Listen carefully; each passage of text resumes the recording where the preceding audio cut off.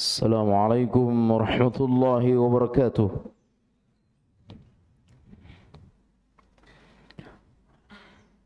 الحمد لله رب العالمين، والصلاة والسلام على نبينا محمد وعلى آله وأصحابه أجمعين، أما بعد. قوله تعالى: أعوذ بالله من الشيطان الرجيم، بسم الله الرحمن الرحيم.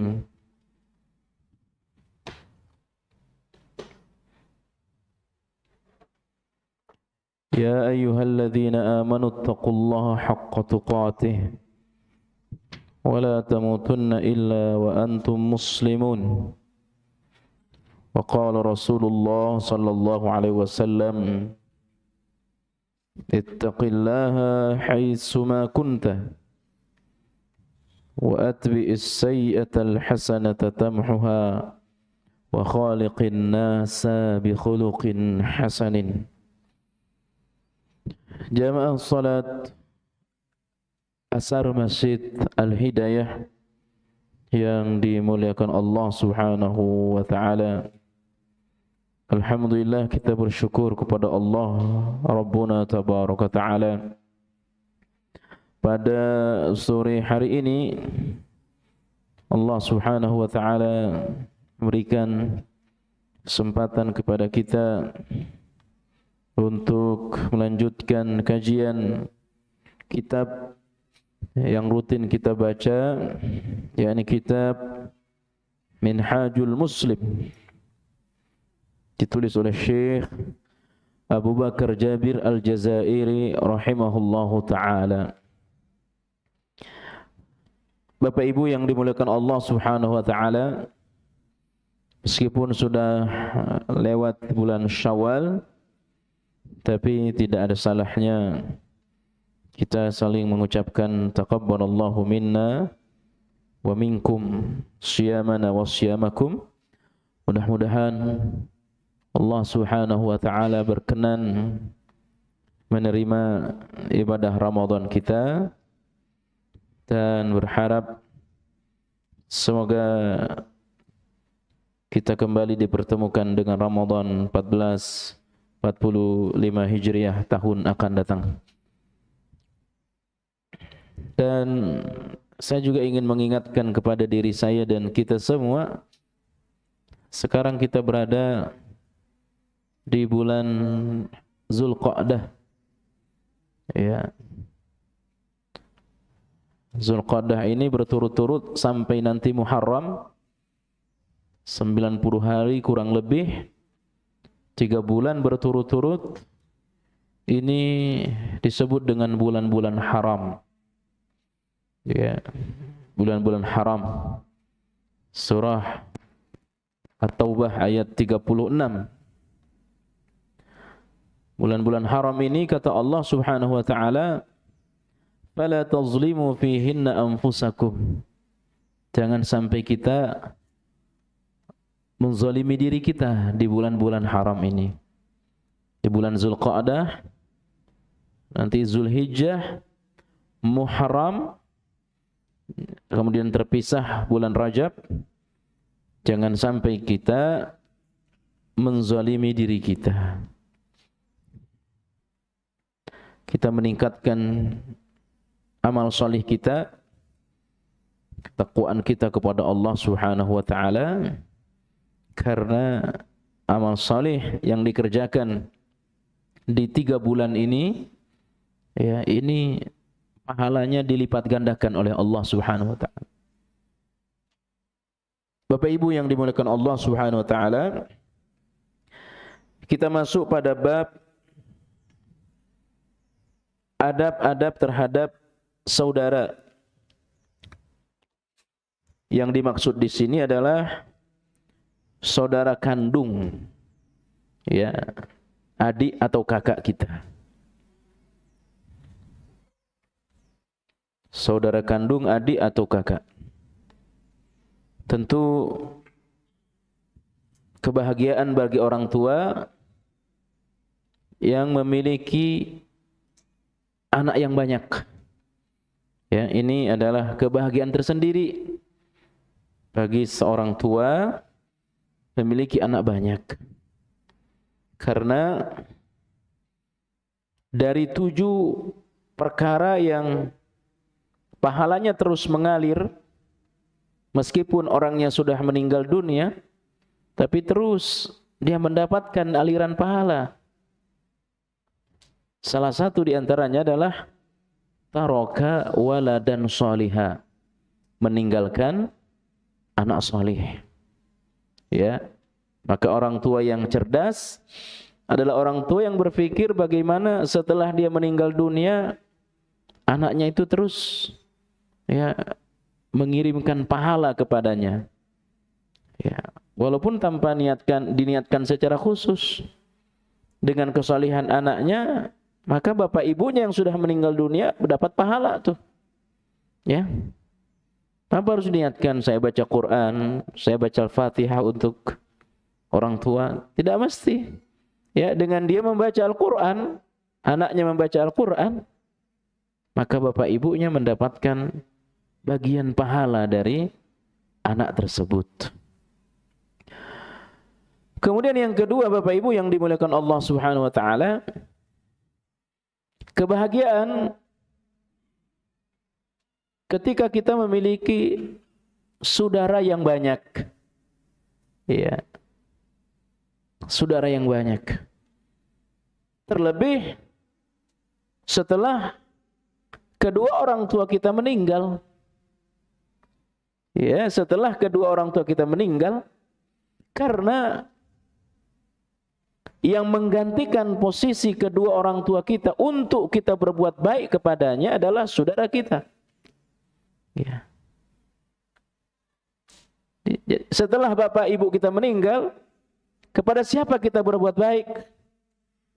Ya.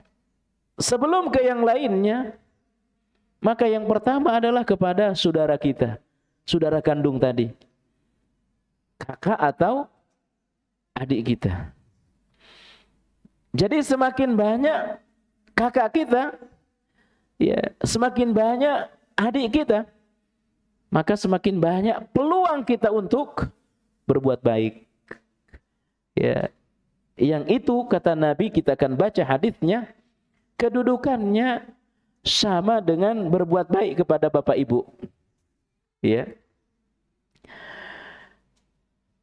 Syekh Abu Bakar Jabir Al-Jazairi berkata, seorang muslim berpandangan bahwa adab kepada saudara, ya, yang dimaksud di sini adalah saudara kandung. Ya. Seorang muslim berpandangan bahwa adab kepada saudara sama seperti adab kepada ayah dan anak. Ya, sama seperti adab kepada ayah dan anak.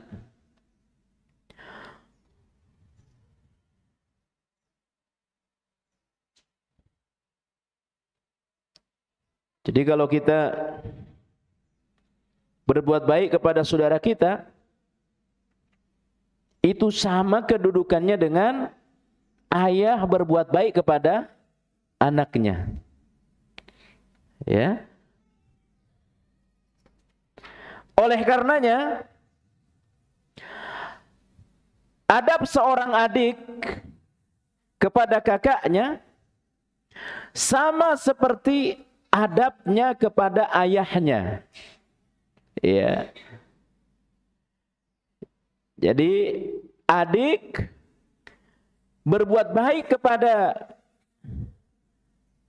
kakaknya, maka itu sama kedudukannya dengan kita berbuat baik kepada ayah kita. Ya. Ini yang kita sebut tadi. Kalau kakak kita 4, kakak kita 5, kita sebagai adik berbuat baik kepada mereka semuanya, ya, itu besar sekali pahala kita. Ya. Jadi adab seorang adik kandung kepada kakak kandungnya itu sama dengan dia berbuat baik kepada bapaknya, kepada ayahnya. Dan adab seorang kakak kepada adiknya, ya, sama seperti adab seorang ayah kepada anaknya. Ya. Jadi kalau adik ke kakak itu kedudukannya sama dengan, ya, seorang anak berbuat baik kepada ayahnya. Jika yang berbuat baik kakak kepada adiknya, maka itu kedudukannya sama seperti seorang ayah kepada anaknya. Ya. Dalam hal apa? Kata Syekh, hal ini berlaku dalam hal masalah hak. Ya. Seorang adik mesti hormat kepada kakaknya. Kakak mesti sayang kepada adiknya. Ya. Seorang kakak mengayomi adiknya. Seorang adik mesti hormat kepada abangnya, kepada kakaknya. Termasuk dalam hal kewajiban. Ya, jika sekiranya, mohon maaf, kita seorang kakak, adik-adik kita ini, sebab ya tidak sedikit kedua orang tuanya meninggal dunia tuh. Dia anak laki-laki satu-satunya. Kadang-kadang, dan ini banyak sekali, dia memilih tidak sekolah. Dia memilih tidak sekolah, dia memilih bekerja dengan satu tujuan untuk menyekolahkan adiknya. Ya, banyak sekali cerita seperti ini. Dia memilih hidupnya dalam artian kerja keras. Ya, satu tujuannya bagaimana adik-adiknya bisa mengenyam pendidikan. Ya. Itu dalam hal kewajiban. Yang sebenarnya itu adalah kewajiban orang tuanya. Kewajiban bapaknya. Tetapi bapaknya sudah meninggal dunia. Subhanallah. Ya. Dan ini cerita seperti ini banyak sekali. Termasuk di dalamnya dalam hal etika. Dalam hal etika. Ketika kita kepada bapak kita, kepada ibu kita, itu etikanya berjalan, ya, kita tidak boleh mendahului mereka. Ya, tidak boleh mendahului. Mereka jalan di depan kita. Itu akhlaknya seperti itu. Ya, seperti dalam satu cerita, sahabat Abu Hurairah radhiyallahu anhu bertemu dengan dua orang laki-laki yang ternyata itu adalah ayah dan anaknya. Kata Abu Hurairah radhiyallahu anhu, biarkan bapakmu jalan, ya, lebih dulu, engkau di belakang. Dengan tujuan menjaganya. Itu etika. Sama ketika kita seorang adik kepada kakak kita. Dalam hal makan, seorang anak tidak boleh makan mendahului bapak ibunya. Itu etikanya seperti itu. Akhlaknya seperti itu. Ini sama kepada saudara, kepada kakak kita. Iya. Itu etikanya. Ini yang harus kita pahami.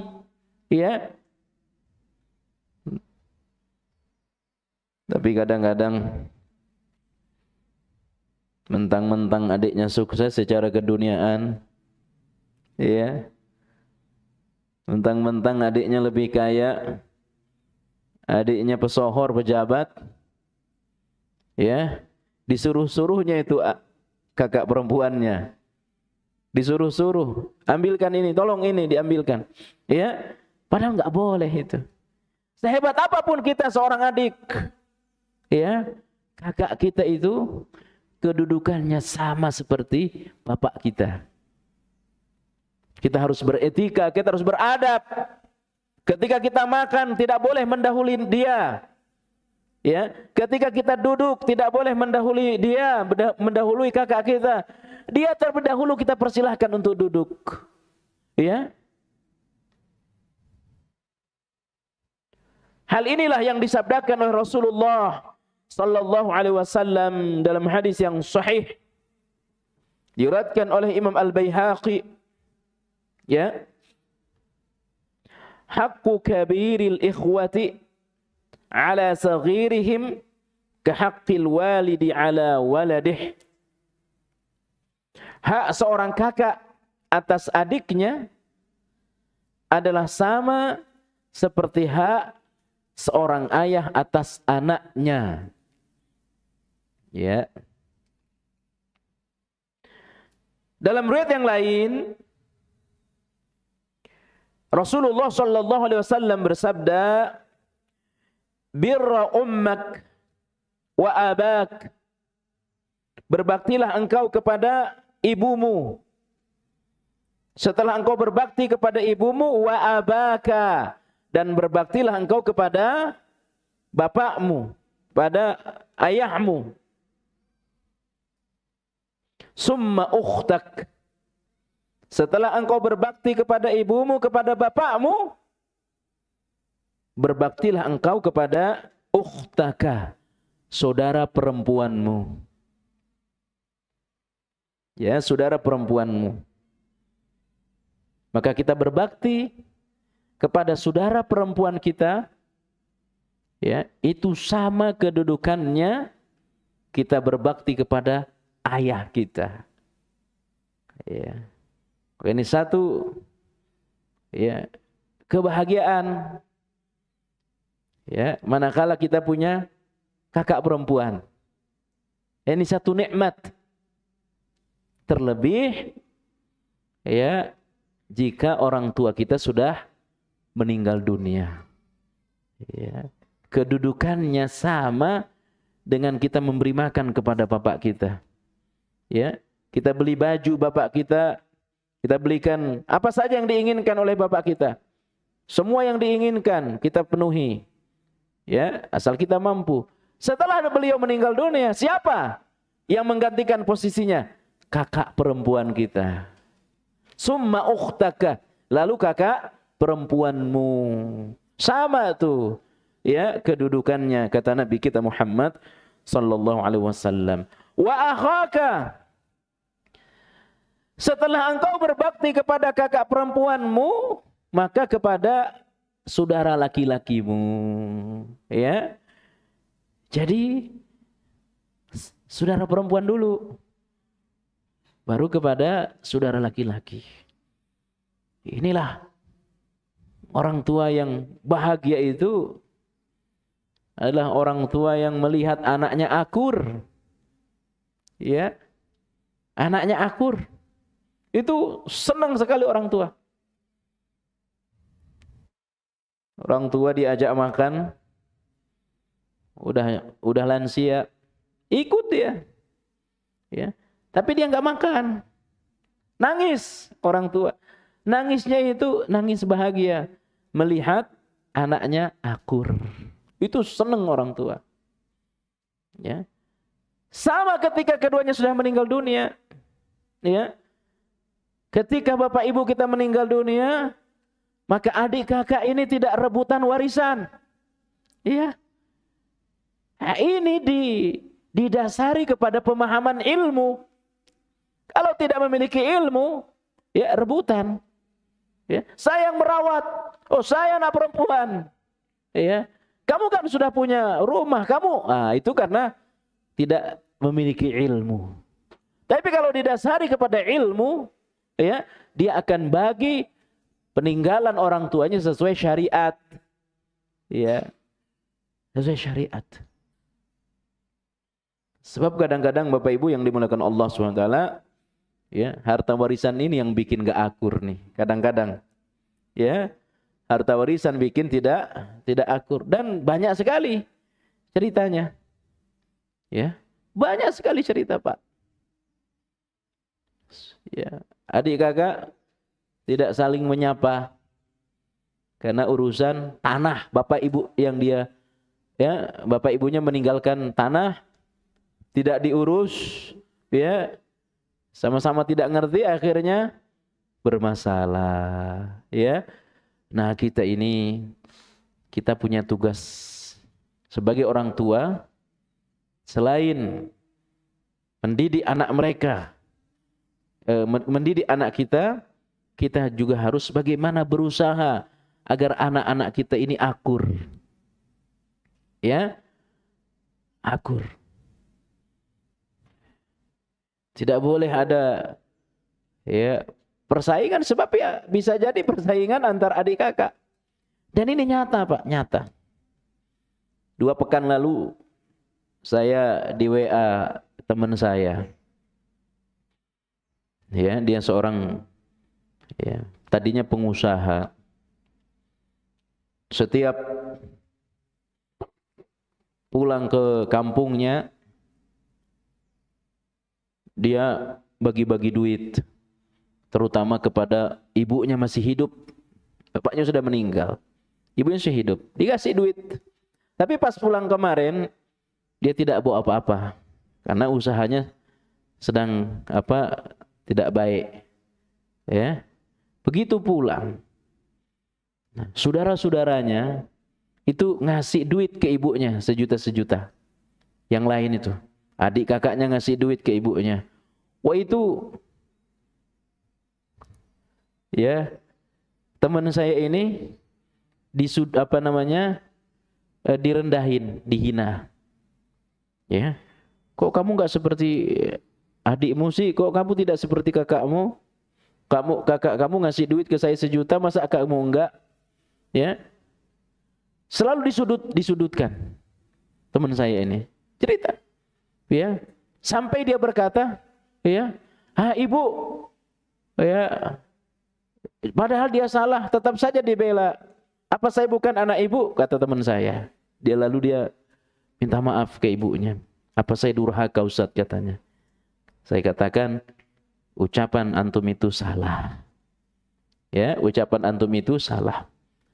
Karena dia kecil hati. Selalu dibela adiknya, kakaknya itu.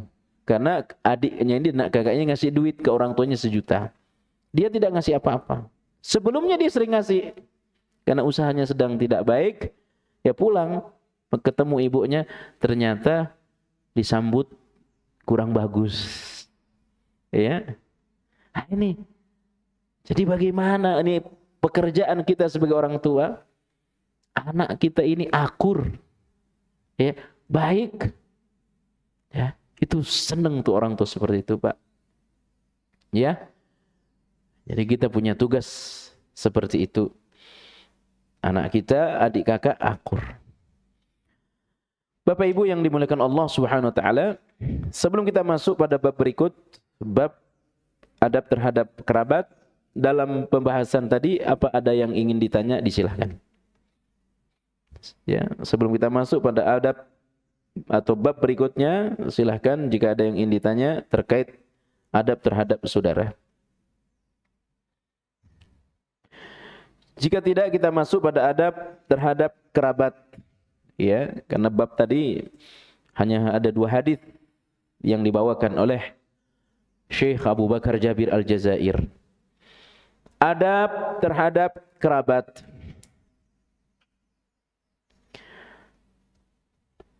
Kerabat di sini yang dimaksud adalah saudara dekat. Bisa bibi, paman, ya.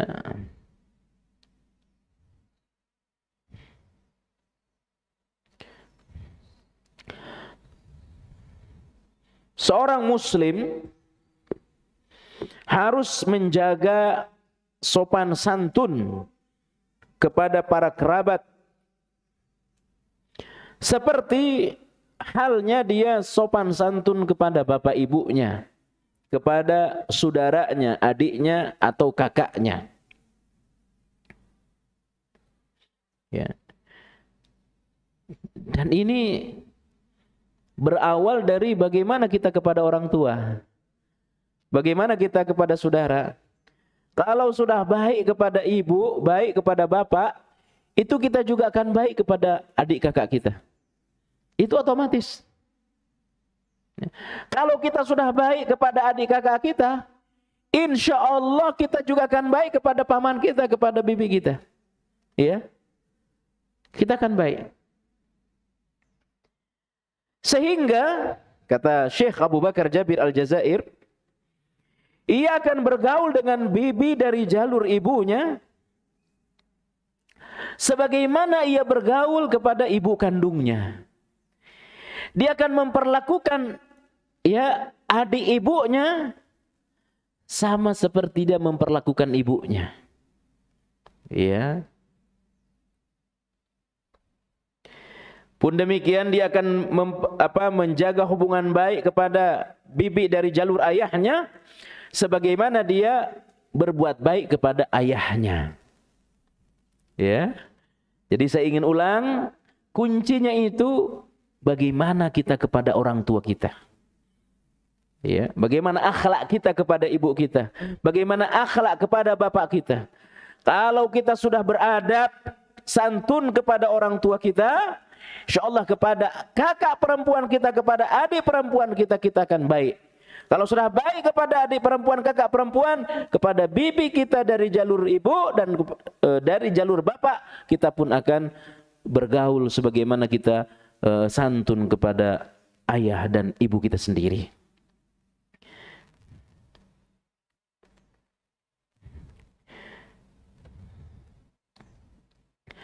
Jadi semua orang yang disatukan dengan dirinya dalam satu kekerabatan, baik dia mukmin atau kafir, ya, tetap dalam hal muamalah kita harus berbuat baik. Ya. Terlebih kalau dia mukmin, karena dia punya dua hak, ya, punya dua hak. Hak sebagai bibi dari jalur bapak atau dari jalur ibu, dan hak sebagai muslim. Ya. Hak sebagai muslim. Tapi kalau dia kafir, ya, maka dia punya hak kekeluargaan. Ya. Meskipun nanti dalam hal nasab kan putus. Ya, kalau sudah beda agama kan nasab putus. Tapi dalam hal kemanusiaan tetap ada hubungan. Maksud putus dalam hal nasab, ketika adik kakak, ya, lalu salah satu di antara keduanya murtad, mudah-mudahan tidak ada di antara kita, itu hak waris tidak dapat. Ya, hak waris tidak dapat. Ya. Tapi tetap hak kemanusiaan, tetap kita harus santun, ya, kepada mereka meskipun dia kafir. Ya. Kita harus menganggap mereka semua sebagai kerabat, yang dimana kita wajib menyambung hubungan kekerabatan dengan mereka. Ya, dia nggak usah didatengin lah, dia kafir, nggak boleh. Tetap kita datang. Ya, tetap kita kunjungin. Ya. Semakin dia memusuhi kita, kafir, atau keyakinannya beda dengan kita, tetap kita semakin berbuat baik kepadanya. Bisa jadi dengan akhlak yang baik itu dia dapat hidayah. Ya. Oh, saya semakin memusuhi dia, dia semakin dekat ke saya. Akhirnya mulai, ini kadang-kadang kan tidak. Ya. Ini kembali kepada hati. Ya. Ketika orang memutus hubungan kepada kita, ya, tidak boleh kemudian kita membalasnya. Ya, bagaimana kita?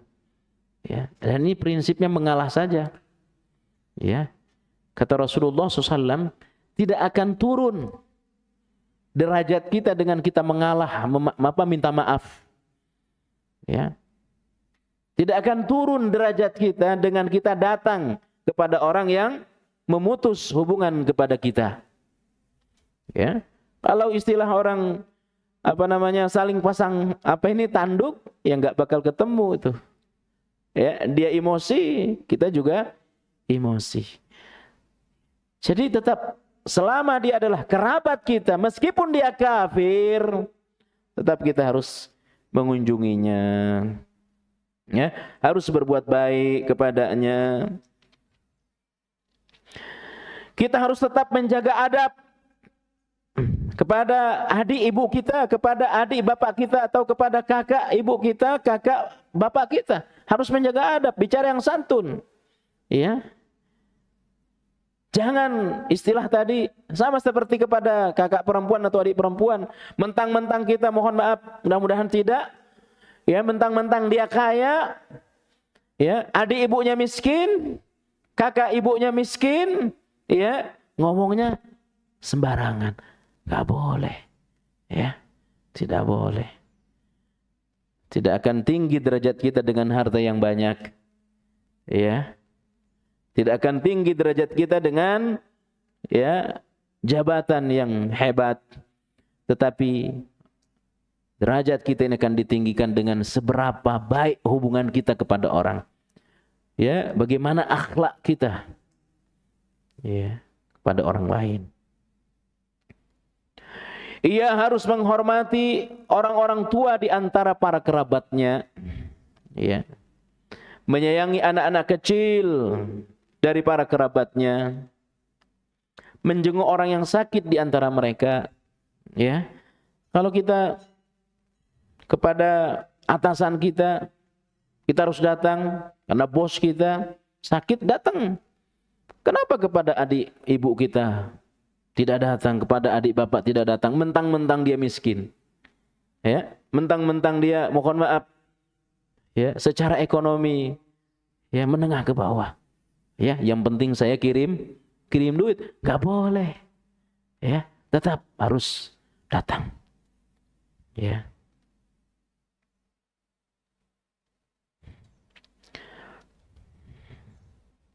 Allah Subhanahu wa taala berfirman pada Al-Qur'an surah An-Nisa ayat 1. Wattaqullaha alladzi tasaaluna bihi wal arham. Innallaha kana 'alaikum raqiba. Bertakwalah engkau kepada Allah Subhanahu wa taala alladzi tasaaluna bihi wal arham. Bertakwalah kepada Allah Subhanahu wa taala yang dengan namanya kamu saling meminta. Ya. Dan peliharalah hubungan kekerabatan. Ya, peliharalah hubungan kekerabatan. Makanya tugas orang tua tadi, setelah dia berusaha untuk bagaimana anaknya ini akur, ada tugas orang tua yang berikutnya, dia mesti mengenalkan anaknya kepada saudara-saudaranya.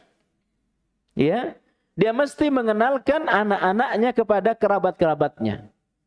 Ya. Ini penting, sebab setelah kedua orang tua kita meninggal dunia, kita berbuat baik kepada kakak kita, kepada adik kita. Yang kita tadi sudah bahas. Setelah kita berbuat baik kepada kakak kita, kepada adik kita, maka kepada siapa lagi kita mesti berbuat baik? Kepada kerabat kita. Ya, jangan dulu kepada orang, kepada kerabat. Ya. Makanya orang Arab itu, dia itu kenal berapa lapis ke atas, bin-binnya itu tahu dia. Ya. Berapa lapis bin ini sampai berapa ke atas. Ya. Kalau kita ini di runut kenal ke atas itu berapa lapis? Pertama tentu kita tahu bapak kita. Ya. Saya setelah bapak saya, ya, kakek saya walaupun tidak pernah ketemu. Ya, tahu. Nah, kakek saya sampai ke buyut masih tahu, tapi ke atasnya udah nggak tahu. Itu kelemahan kita. Tapi orang Arab tidak, ya, tahu dia. Makanya kami orang Timur, orang Sulawesi itu ada istilah lontar, Pak. Lontar itu semacam apa namanya, jalur-jalur keluarga. Ya, saya orang Sulawesi, orang Bajo, orang suku laut, itu ada istilahnya lontar. Bapak saya, dia punya saudara berapa? Itu digaris, ada garisnya. Ya, nanti punya anak digaris lagi. Itu namanya semacam skema. Ya, skema keluarga sampai ke atas. Ya, dan itu bagi kami orang Sulawesi, bagi orang suku laut, suku Bajo, itu dilaminating. Ya, dilaminating. Kemana-mana dibawa. Ya. Istilahnya itu ya lontar. Ya, biar tahu. Kalau bapak ibu kita meninggal, kepada siapa kita mesti berbuat baik? Setelah kepada kakak perempuan kita, kepada adik kita, maka berbuat baiklah kepada siapa? Kerabat-kerabat kita. Maka orang tua punya keharusan memperkenalkan anaknya kepada kerabat-kerabatnya. Iya. Kalau istilah kami itu ada istilahnya sepupu.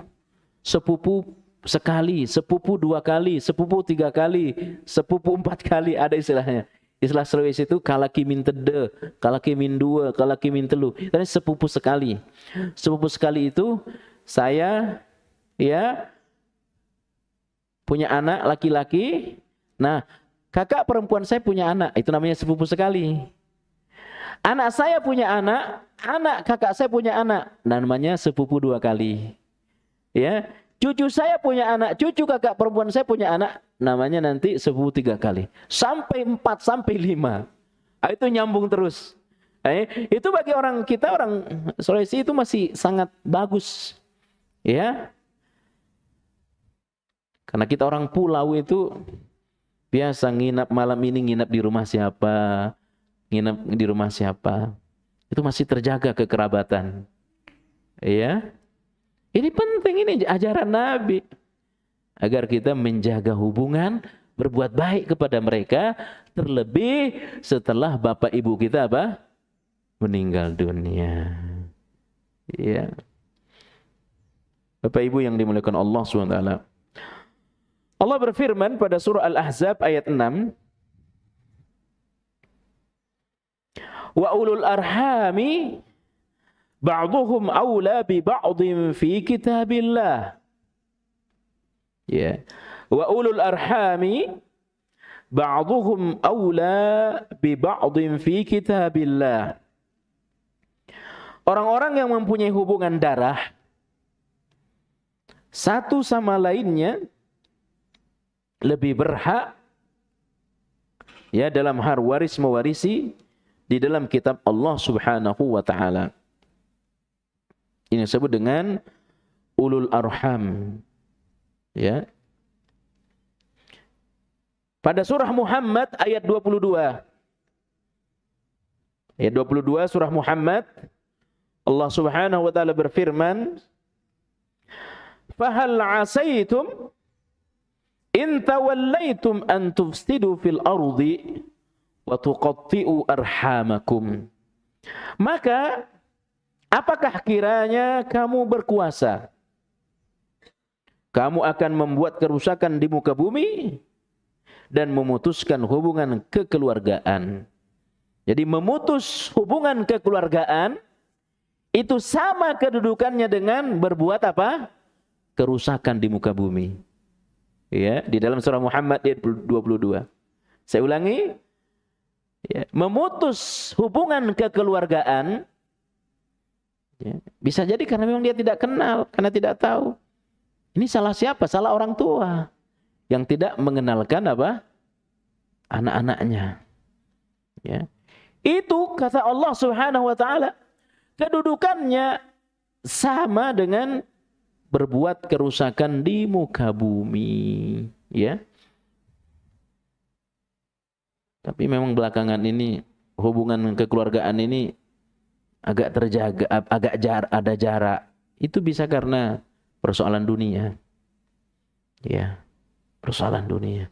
Karena dia mentang-mentang merasa kaya, ya dia tidak suka berkunjung.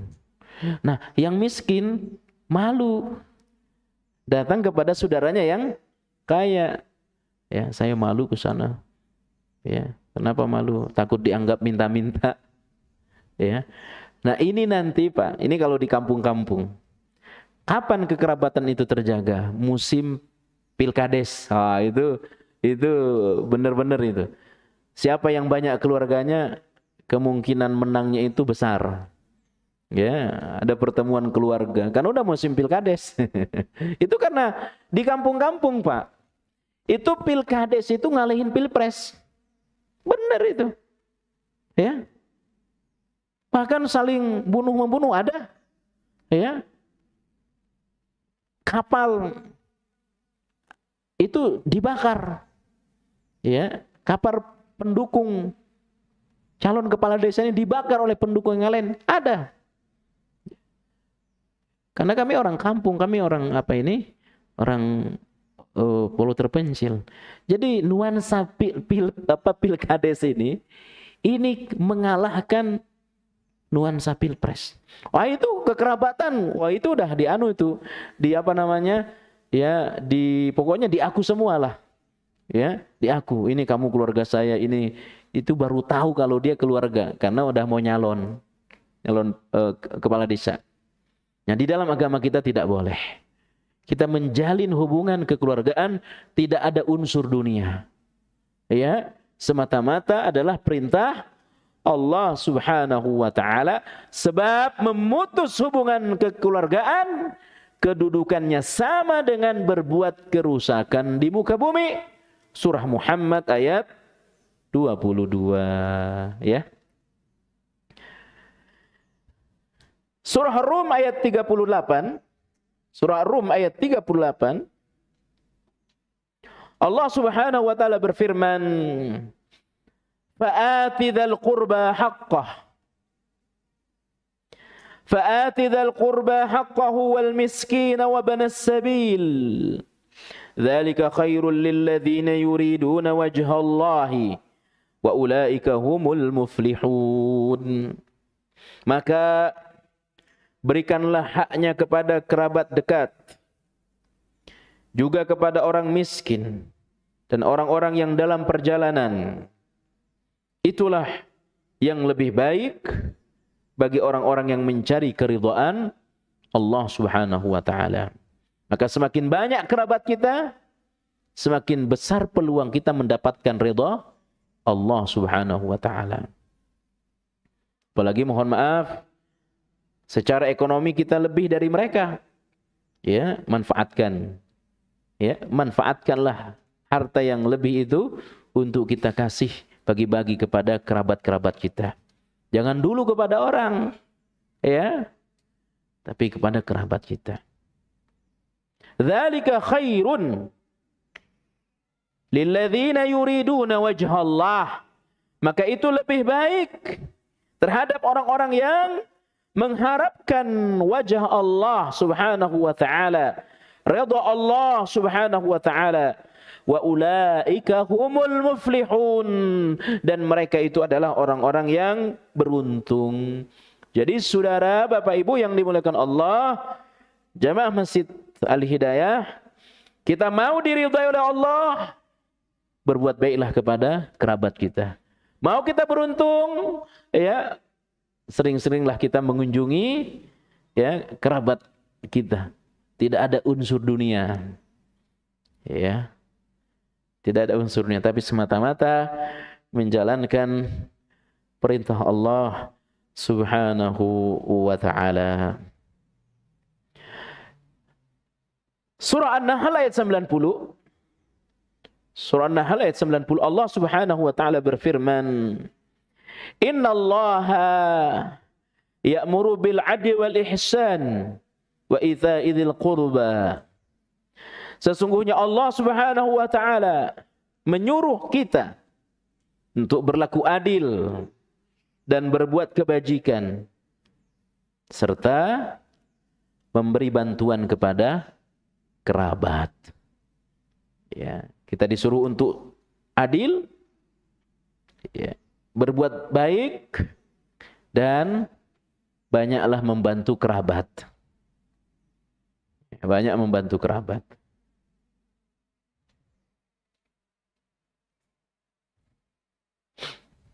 Bapak Ibu yang dimuliakan Allah Subhanahu wa taala, dengan kita banyak membantu kerabat kita, itu hisab kita di hari akhir dipermudah. Ya. Orang beriman itu yang dia minta itu kepada Allah harta yang cukup. Ya, harta yang cukup. Sebab tidak boleh berlebihan dan tidak boleh kekurangan. Kalau berlebihan, ya, dia akan berpikir mau beli ini, mau beli itu. Kekurangan juga tidak boleh. Akhirnya dia memelas kepada orang. Ya, minta bantuan kepada orang. Tapi Allah bisa jadi kasih banyak kepada kita harta. Bagaimana kita menyikapinya? Banyak-banyaklah memberi kepada kerabat. Dengan kita banyak memberi kepada kerabat, insya Allah akan mudah hisab kita nanti di hari akhir. Ya. Wa ita'idhil qurba, dan memberi bantuan kepada kerabat. Surah An-Nisa ayat 36, wa'budullaha wa la tusyriku bihi syai'a. Sembahlah Allah Subhanahu wa taala dan jangan engkau menduakannya. Wa bil walidaini ihsana, berbuat baiklah kepada kedua orang tua. Wa bidzil qurba, dan berbuat baiklah kepada kerabat-kerabat kita. Ya.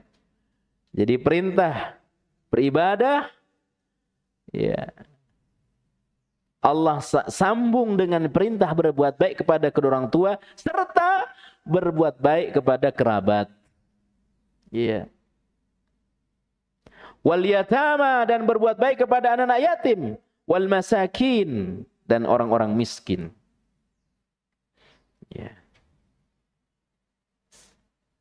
Kalau ada anak saudara kita pingin mondok, dia nggak mampu, ya, dia pengen. Kalau kita punya kemampuan, pondokkan, ya, kita jadi orang tua asuhnya, ya, manfaatkan ini, ya, bukan untuk disanjung, bukan untuk dipuji, ya, perintah dari Allah Subhanahu wa taala. Dan sering-sering datang ke mereka. Sering-sering, ya, tanyakan kabar mereka. Bisa jadi mereka ini kekurangan tapi malu untuk cerita. Ya, sebab kata Allah Subhanahu wa taala, ada orang-orang yang paling berhak untuk dibantu, Pak. Orang yang paling berhak dibantu itu kata Allah adalah sebenarnya mereka itu kekurangan. Tetapi karena memiliki sifat iffah. Sifat iffah itu menjaga diri dari meminta-minta. Ya, mereka tidak mau minta-minta padahal kekurangan. Ya. Kekurangan. Nah, mereka ini orang yang paling berhak dibantu. Ya, daripada kita orang datang ngetok-ngetok rumah kita minta, ya. Ini bisa jadi mereka orang berkecukupan. Orang kaya, punya mobil, pengemis punya mobil. Ya, banyak yang paling berhak kita bantu.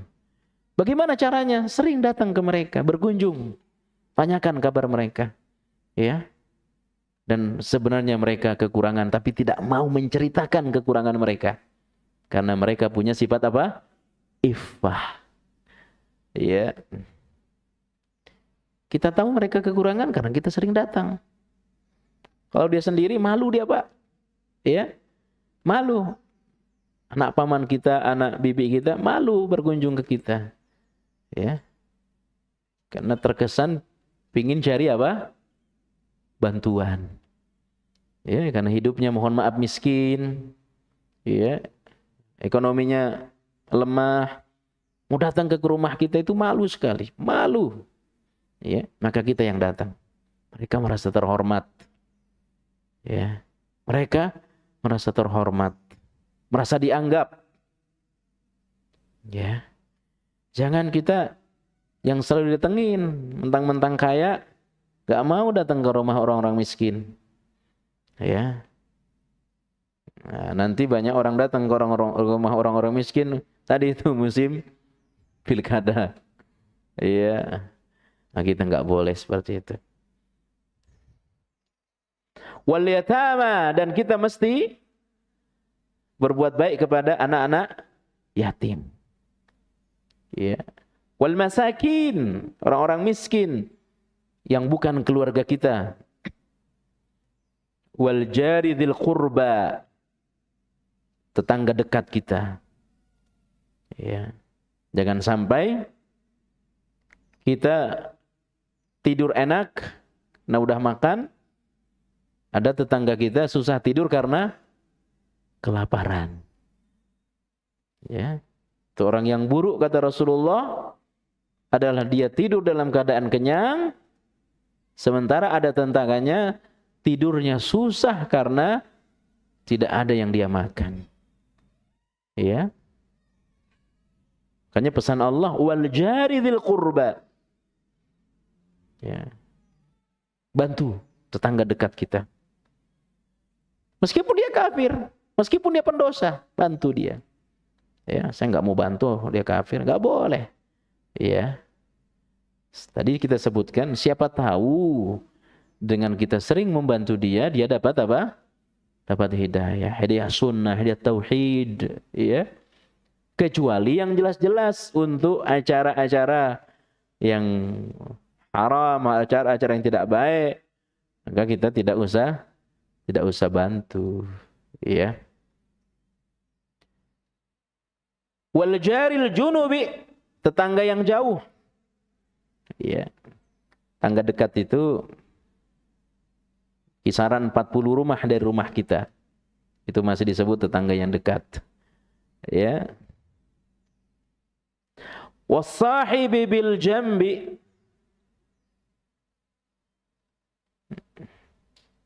tetangga yang dekat, tetangga yang jauh. Wa ibnis sabil, ibnu sabil. Ya. Dan hamba sahaya yang kamu miliki. Ya, mungkin kalau sekarang hamba sahaya tidak ada, ya, maka bisa jadi mohon maaf pembantu kita. Kita harus berbuat baik pada pembantu kita. Di antara cara berbuat baik kepada pembantu kita itu, yang pertama adalah kalau dia perempuan, suruh pakai jilbab. Ya, itu cara berbuat baik kepada pembantu, pada khadimah, pembantu perempuan. Kalau ada ya Pak ya. Tapi kalau kata ustadz saya dulu waktu saya mondok, buat apa ada pembantu perempuan di rumah? Ya, mendingan nambah istri kata ustadz saya. Ya. Dia pembantu perempuan di rumah, ya. Kalau saya lihat saya bisa dosa, saya kasih makan. Ya, tapi tidak bisa ya melahirkan anak dari saya. Lebih baik saya nikah saja dengan perempuan. Ini kata ustadz saya dulu. Ya, kata ustadz saya. Nah, kalaulah ada Pak pembantu kita perempuan, maka dia wajib kita hormati. Bagaimana cara kita menghormatinya? Pertama, suruh dia pakai jilbab. Ya, suruh pakai jilbab. Yang kedua, ya, itu sama kedudukannya dengan perempuan yang bukan mahram kita. Meskipun mohon maaf dia pembantu, sama kedudukannya. Ya. Yang ketika kita melihat auratnya, sama dengan melihat aurat perempuan yang lain. Ketika kita bersentuhan kulit dengannya, sama dengan kita bersentuhan kulit dengan apa? Perempuan yang lain. Ya. Nah, yang ketiga cara menghormati pembantu, ya, sering-seringlah kita makan semeja dengan dia. Ya, ini sunnahnya. Sering-sering kita makan semeja. Ya, apa yang kita makan, dia juga makan. Ya. Nah, ini juga yang sangat penting. Jangan biarkan pendidikan anak kita itu diurus oleh pembantu. Ya, jangan. Bisa-bisa mohon maaf, ya, pendidikan kita, anak kita ini, akhlak anak kita nanti, ya, nanti seperti pembantu. Maka yang paling berhak mendidik anak itu ya orang tua, ya, orang tua. Jadi pesan Allah, wa ma malakat aymanukum, dan berbuat baiklah engkau kepada hamba sahaya yang kamu miliki. Mungkin sekarang kita tidak punya hamba sahaya. Kalau hamba sahaya itu budak, halal kita datengin. Ya. Nah, mungkin sekarang bahasanya pembantu. Maka kita wajib menghormati mereka. Bapak Ibu yang dimuliakan Allah Subhanahu wa taala. Kemudian surah An-Nisa ayat 8. An-Nisa ayat 8, Allah Subhanahu wa taala berfirman, "Wa idza hadara al-qismata ulul qurba wal yatama wal masakin farzuquhum minhu wa qulu lahum qawlan ma'rufa." Dan apabila sewaktu pembagian itu hadir beberapa kerabat, anak-anak yatim dan orang-orang miskin, maka berilah mereka dari harta itu. Maksud ayat ini begini, Pak. Jadi ketika kita sedang bagi-bagi waris, ya, kita kumpulkan semua ahli waris kita. Ya, kita kumpulkan semua ahli waris. Ya tentu bukan bapaknya yang ngumpulin karena bapaknya sudah wafat. Di situ semua berkumpul ahli waris. Ya, yang memang orang yang berhak. Tiba-tiba, Pak, datang sepupu kita yang dia miskin, ya, kasih dia. Meskipun dia bukan penerima waris, kasih. Ya, kasih tentu tidak senilai hak waris, kasih sewajarnya. Kenapa? Takut dia melihat harta yang banyak itu, ya, dia pengen, ya, dia pengen. Apalagi orang miskin. Ya, apalagi orang miskin, kasih. Ya. Masing-masing kita dapat 100 juta. Ya, kasihlah yang datang, ya. Istilah orang kita, uang dengar. uang dengar. Ya, kasih. Ya. Kasih 100.000. Kan punya orang 10 dia kasih. Kalau 10 kan 1 juta. Tidak ada aturannya berapa nilainya. Tapi ketika dia datang pas kita sedang bagi-bagi, kita kasih. Ya, walaupun hukumnya tidak wajib. Tapi aturannya di dalam surah An-Nisa ayat 8 ini, ya kita kasih. Wa qulu lahum qawlan ma'rufa. Katakan kepadanya dengan ucapan-ucapan yang baik. Ya. Kok kamu datang sih? Ya udah dah terpaksa deh dikasih, enggak boleh. Ya. Terpaksa enggak boleh. Ya. Kasih nih, alhamdulillah saya ada rezeki, tapi mohon maaf ya saya kasih sedikit, ya. Kita kasih tapi diikuti dengan ucapan yang baik. Ya. Ya, karena kamu datang, udah deh nih saya kasih. Nah, enggak boleh, ya. Ya. Kamu tahu dari mana nih? Kok enggak boleh, ya. Ya. Jadi Bapak Ibu yang dimuliakan Allah Subhanahu wa taala, ini hak kerabat kepada kita. Ya. Allah Subhanahu wa taala berfirman dalam hadis qudsi, Rasulullah sallallahu alaihi wasallam bersabda, yaqulullahu ta'ala ana ar-rahmanu wa hadhihi ar-rahimu syaqaqtu laha isman min ismi faman wasalaha wasaltuhu wa man qata'aha qata'tuh. Allah berfirman, aku adalah Ar-Rahman, sedangkan Ar-Rahim yakni kerabat, ya. Maka yang tepat itu silaturahim, bukan silaturahmi tapi silahutur rahim, ya. Sedangkan Ar-Rahim yakni kerabat, ini telah aku beri nama dengan pecahan kata yang aku ambil dari kata namaku. Oleh karenanya, siapa yang menyambung hubungan dengannya, maka aku akan menyambungnya. Dan siapa yang memutuskan hubungan dengannya, maka aku akan memutuskannya. Ya. Maka jangan sampai kita memutus hubungan kekerabatan. Siapa yang memutus hubungan kekerabatan, Allah akan putus hubungan dengannya. Kalau Allah sudah putus hubungan dengan kita, udah sengsara hidup kita. Bahaya hidup kita. Ya. Salah seorang sahabat bertanya kepada Rasulullah sallallahu alaihi wasallam, kepada siapa aku harus berbakti?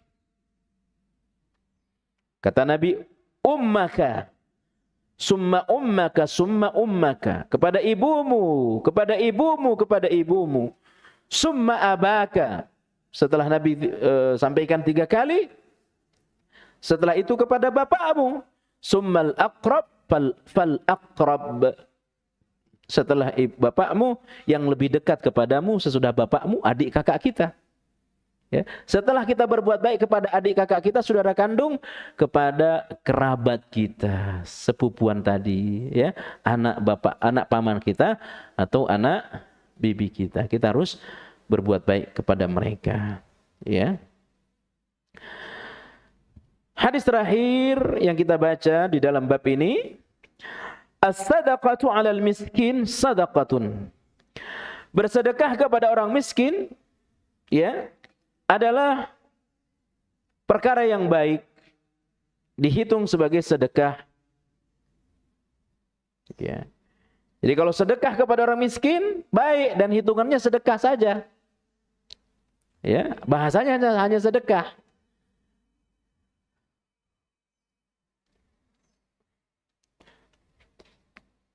Wa 'ala dzirrahimi sadaqatun wasilatun. Nah, ini dia.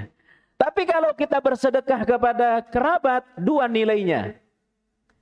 Kalau kita sedekah kepada orang miskin, nilainya 1. Nilainya hanya sedekah. Tapi kalau kita sedekah kepada kerabat, nilainya 2. Nilai yang pertama adalah sedekah.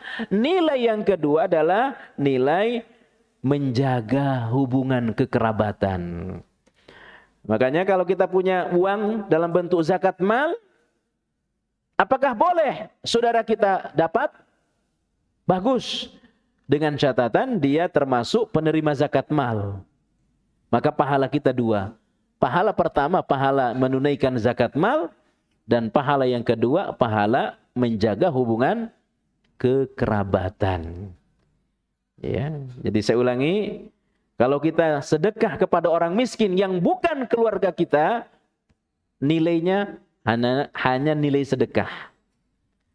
Tapi kalau kita sedekah kepada kerabat kita, ya, yang ada hubungannya dengan kita, apakah itu anak paman kita dari jalur bapak atau dari jalur ibu, 2 nilainya.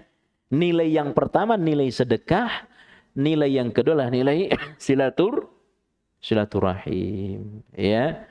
Maka perbanyaklah sedekah kepada mereka, ya. Dengan catatan tadi, banyak berkunjung kepada mereka, banyak datangin. Jangan sampai kita kasih setelah mereka meminta-minta kepada kita. Ya. Karena bisa jadi juga mereka tidak mau meminta-minta, padahal mereka miskin, padahal mereka butuh. Malu. Ya malu. Ya, datangin mereka. Tanyakan kabar mereka.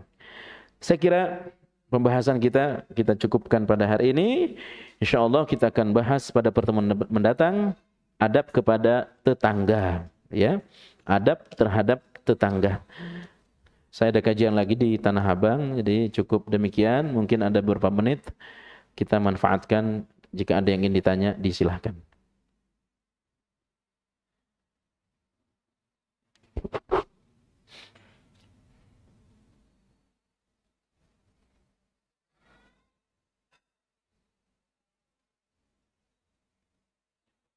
Monggo, Pak. Silakan. Bismillahirrahmanirrahim. Assalamualaikum warahmatullahi wabarakatuh. Assalamualaikum. Pak Ustadz, tadi dikatakan setelah kita berbuat baik kepada saudara kandung kita harus berbuat baik kepada kerabat kita. Pertanyaan saya, bagaimana dengan saudara kandung dari pihak istri atau kerabat dari pihak istri kita, gitu ya. bagaimana kedudukannya, karena tidak disebutkan di sini. Ya. Ya, terima kasih. Wassalamualaikum warahmatullahi wabarakatuh. Bapak Ibu yang dimuliakan Allah Subhanahu wa taala, ya. Tetap kita berbuat baik yang pertama yang ada jalur kekerabatan dengan kita sendiri. Ya, dengan kita sendiri. Adapun dengan pihak kerabat istri, ya, itu kedudukannya sama dengan kita berbuat baik kepada istri kita. Ya. Kedudukannya sama dengan berbuat baik kepada istri. Kalau kita memutus hubungan dengan kerabat istri kita, ini kita sedang mengajarkan kepada istri kita ini bagaimana dia memutus hubungan dengan keluarga kita. Ya. Sama seperti kita kepada mertua. Ya. Hak bapak kita, hak orang tua kandung kita dengan hak mertua tidak sama. Ya. Tidak boleh disamakan. Tapi kalau kita berbuat baik, bagus. Ya. Itu kan mertua saya. Yang penting kepada bapak saya tidak boleh. Tentu yang pertama kepada orang tua kandung. Ya. Lalu setelah itu kepada mertua. Tapi tidak boleh dituntut harus sama. Sebab terjadi perceraian. Ya, terjadi perceraian, seorang istri menuntut cerai suami karena seorang suami mengumrohkan bapaknya. Ya, sementara bapak istrinya tidak diumrohin. Ya. Kenapa dia umrohin bapaknya? Kan bapaknya tentu bapak kandung. Yang pertama memang rezekinya hanya untuk bapaknya, enggak ada lebih dari itu. Ya, masa bapak kamu saya diumrohin, bapak saya enggak? Akhirnya terjadi perceraian. Nah, itu tidak boleh. Ya. Jadi kalau kita berbuat baik kepada kerabat kita, kepada kerabat istri, kita ini sedang mengajarkan kepada istri kita bagaimana dia berbuat baik kepada kerabat kita. Dan kita akan senang. Kalau istri kita baik kepada keluarga kita, kita senang. Ya. Tapi kalau istri kita tidak baik kepada sepupu kita, jengkel kita, Pak. Ya. Bagaimana agar istri kita baik kepada keluarga kita? Kita mesti berbuat baik kepada keluarga istri. Demikian. Ya. Yang lain silakan. Monggo, Pak.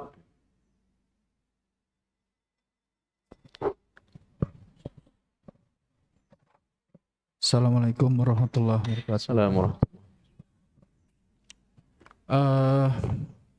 Dalam kehidupan sosial, Ustadz, ada orang-orang yang kalau kita dekat ada timbul masalah.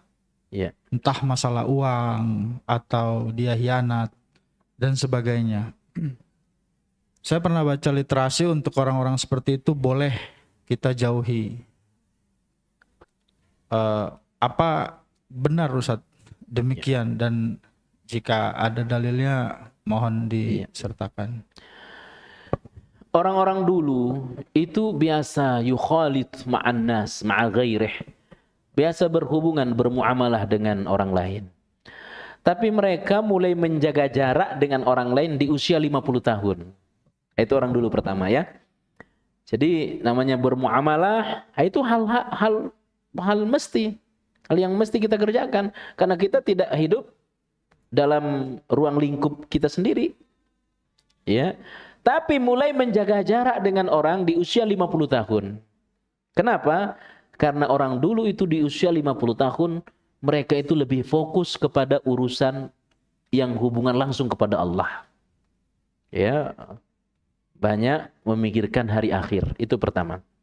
Yang kedua, ya, ketika kita berhubungan kepada orang justru berbahaya terhadap agama kita, maka kita mesti jaga jarak dengan dia. Ya, bahaya terhadap agama kita, maksudnya dia itu kalau ngomong ngaco. Ya, omongannya ini ya kita bisa terbawa. Omongannya nggak jelas, omongan dunia, omongan macam-macam. Ya. Tidak ada unsur agama, tidak ada unsur akhirat. Ya. Bisa-bisa kita terbawa. Maka dalam kondisi seperti ini meninggalkannya itu lebih baik. Tapi jika keberadaan kita bisa merubah dia perlahan, maka mendekat kepadanya lebih utama. Ya, Tapi kalau kita terancam, agama kita terancam, ya, maka lebih baik kita menjaga jarak dengan mereka. Menjaga jarak bukan berarti ditinggal.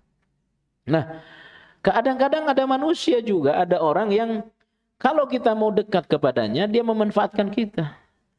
Ya, sering ngutang lah, apalah, ya. Yang kita tahu ini karakter orang, ya seneng ngutang aja tapi nggak seneng bayar. Ya, ini bisa berbahaya terhadap agama kita. Maka lebih baik kita menjaga jarak.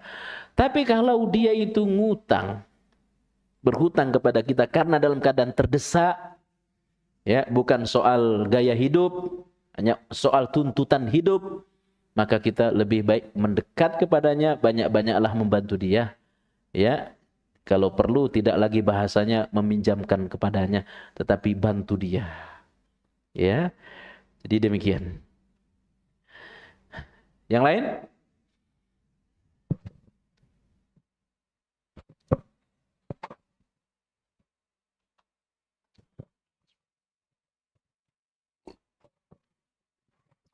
Bismillahirrahmanirrahim. Assalamualaikum warahmatullahi wabarakatuh. Assalamualaikum warahmatullahi wabarakatuh. Ustadz,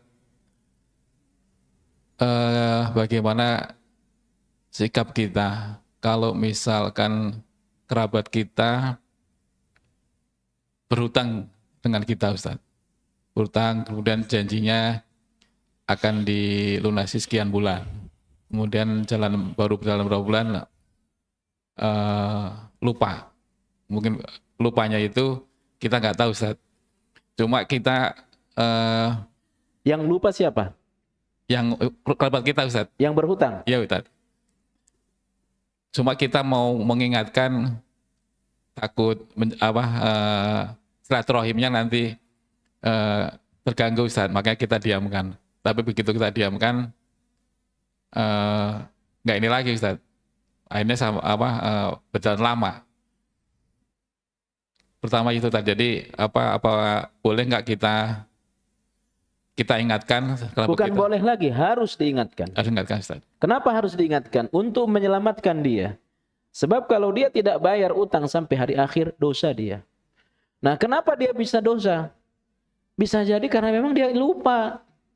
Ya, jadi dia berdosa dengan perantara kita. Yes. Maka kita wajib mengingatkan. Niatnya pertama untuk menyelamatkan dia dari dosa. Tentu jauh sebenarnya berharap agar utangnya dibayar. Ya. Tapi niat utama kita mengingatkan dia dari dosa. Kalau dia mukmin yang baik, dia senang diingatkan. Kalau mukmin yang baik. Cuma kadang-kadang orang kalau sudah masalah utang, kadang-kadang keimanan ini bisa agak hilang ini. Kalau masalah utang, bisa-bisa yang lebih galak dia. Ya. Waktu mau ngutang, nelpon terus. Nelpon. Ya nggak kenal waktu. Begitu udah dipinjemin, ditelepon, tiba waktu dimatikan telepon kita. Ya, atau dia yang lebih galak. Ya, kadang-kadang seperti itu. Demikian. Yang kedua, Ustaz, izin, Ustaz. Bagaimana kalau misalkan kerabat ada di keluarga kita atau satu rumah dengan kita, Ustaz? Ya. Kita ingatkan terkait ibadah untuk sholat tepat waktu, kemudian untuk belajar agama. Dia di bawah tanggungan kita. Kerabat dalam arti saudara. Saudara, Ustaz. Ya. Saudara. Kandung. Saudara jauh, Ustaz. Oh iya, iya. Jadi cuma serumah dengan kita. Ya, kadang serumah, sering Iya. ke rumah. Nah, itu sering kita ingatkan untuk ibadah, untuk jaga ibadahnya, untuk belajar agama. Nah, kadang kita lihat, kita ingatkan agak ini juga, Ustaz, agak mas-malasan gitu tadi. Jadi mungkin karena lebih tua, lebih ini, menganggap kita lebih inilah sok tahu segala macam, Ustaz, gitu kan. Itu pertama. Boleh nggak kita, Ustaz, misalnya kita takut nanggung dosa, Ustaz, karena satu rumah dengan kita, kita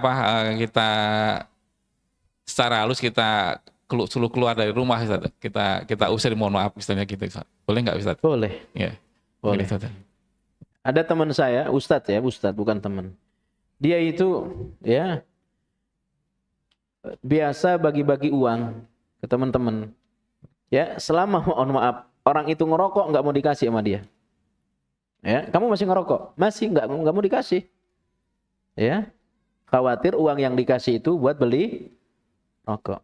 Ya, menolaknya itu untuk memberi pelajaran kepada dia, efek jerah. Ya, untuk efek jerah. Sama.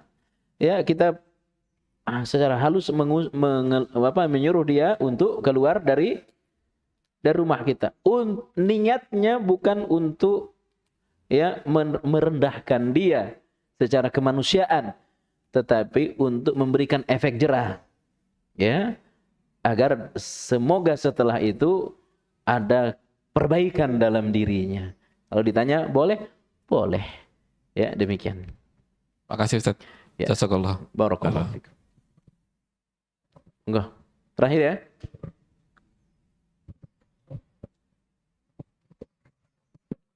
Assalamualaikum warahmatullahi wabarakatuh. Assalamualaikum warahmatullahi wabarakatuh.